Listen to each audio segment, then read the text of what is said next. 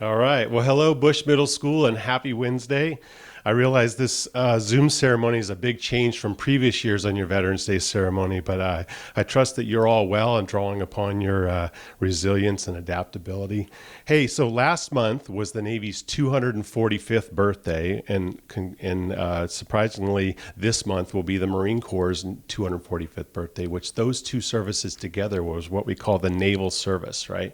And so as a sailor, I have two words that come to mind on a birthday. Can you help me out with that? That's right, beat Army. Of course, that's exactly what we say on the Navy's birthday, right? So there's a little bit of service rivalry for you. We're just having a little bit of fun. But hey, it's an honor to be here today. My name is Steve Miller, and for all you parents and teachers out there, yes, some people call me Maurice, and occasionally I'm a space cowboy. But anyway, I did 28 years in the Navy service, and I'm proud to work and to continue on my service today, giving back to veterans in a pay-it-forward kind of fashion and mentoring. And so today I'd like to share with you a quick story about my time in the Navy and the things that I have learned from my time in the service, right? But first, there's always a pop quiz, right? Because that's just the way it is. We're at school. So hey, for your English pop quiz is this: how do you spell Veterans Day? Okay, so here we go. Veteran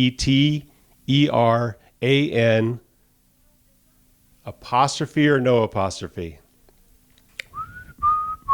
If you guess no apostrophe, you're correct, right? Because it's just a plural word that we want to include all veterans. So it's not possessive or singular to a specific group. It's all veterans. So Veterans Day with no apostrophe is how we spell that. All right, your next one is a history pop quiz. You ready for this one? What's the difference between Veterans Day and Memorial Day? Well, Veterans Day is those days where you go out and you thank people for their service, right? They're wearing the uniform, or they're no longer wearing the uniform, but they're still alive, right? That's important. And so we recognize all veterans on that day. But Memorial Day, if you can kind of break the word apart, you think of memory.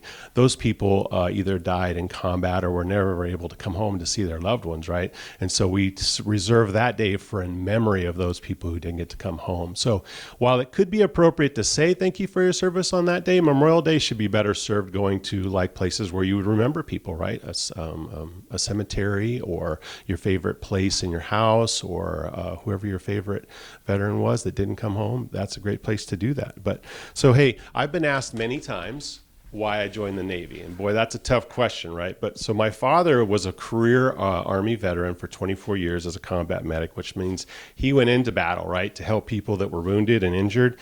And so my entire childhood, I grew up around the entire military community with a bunch of camaraderie and a sense of community. I really enjoyed that piece of it, right?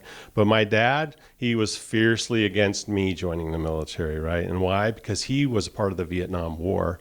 And so when you look at that war, it was very unfavorable. When those folks came back from war, they never received, or very few of them ever received, any sort of thing that said, thank you for your service. In fact, many of them were criticized for why they would even go over there and fight in such a war. So it was very much a bummer for my father, but I was still determined to go to college. So I was looking for opportunities, right? And so I also remember that big day when I was in middle school. And yes, it's true. One day in the past, I was in middle school. But hey, in my hometown, in my school district, they called it junior high. And so the grades in middle school there, or junior high, were 7th, 8th, and 9th grade, which is a little different than what you have here, right? And so when I was in 9th grade, I remember my parents sitting down with me and I said, hey, I'm excited to go to college. I need you to help me. And I remember them telling me, we don't have the finances to help you get through college. And so we're going to here to help you. But I remember the exact phrase, Steve, you're on your own.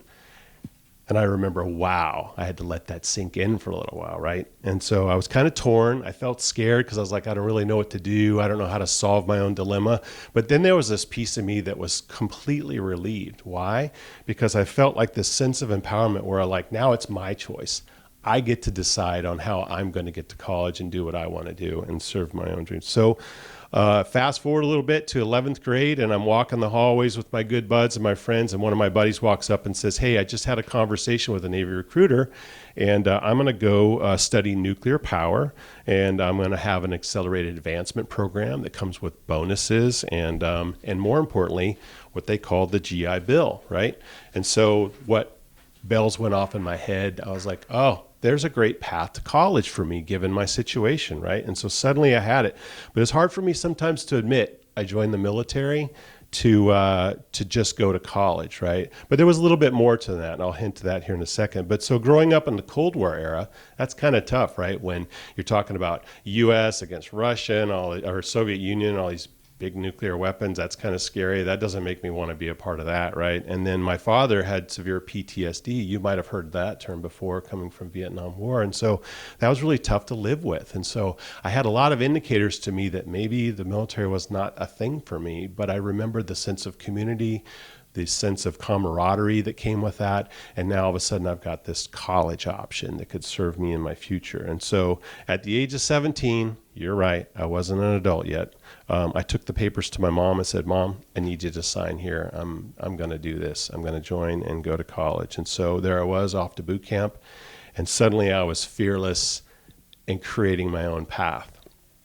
And so I quickly learned the importance of being on time, looking sharp and professional, and doing quality work, right? And in the Navy, sometimes those tasks of doing quality work come along with mopping floors and cleaning toilets. So I became the best toilet cleaner I could at the time, right? I was young, and it didn't take long for me to earn the respect of my peers and my leaders. And before long, they were asking me how they could recommend me or help me along my path. And so they wrote me a recommendation to the U.S. Naval Academy, which I applied, and I was accepted to go to college at the Naval Academy. And so at that point, I felt like I had really owned my own path and did that. And so here we go, fast forward to today, 28 years later, right? And the military has really taught me a few things that have served me really well, right? Discipline and resilience, adaptability, a sense of community, and knowing my roots, right? Where I came from and what's in it for me and what I'm going to do for myself.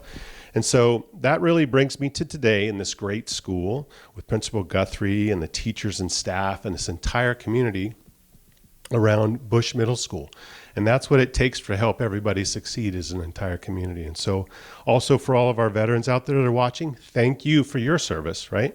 And so I'm going to leave you with sort of two thoughts. One's a question and one's sort of a statement, right? And it's, how will you own your own success? How will you make it a part of who you are and what you want to be? And then the last one, of course, is, as you might guess, it's another great day to be a bulldog.